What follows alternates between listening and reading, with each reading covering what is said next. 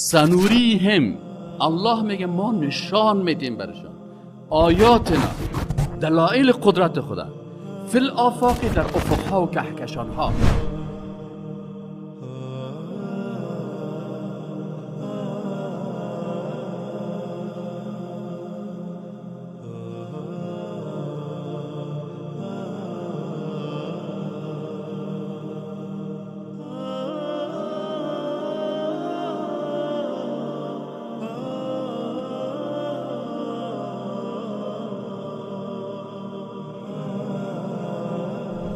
و فی انفسهم، و در اناتومی و فیزیولوژی وجود از اینا.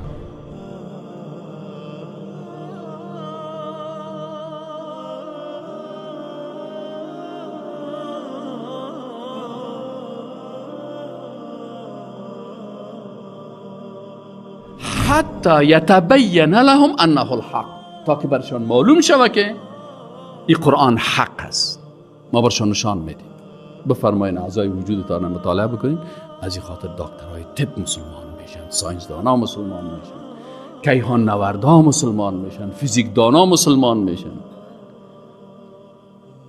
افلا تعقلون، کلمه تدبر، کلمه تعقل، کلمه تذکر، کلمه تفکر، 4 کلمه در چندین آیت قرآن آمده که انسان به کی دعوت میکنه؟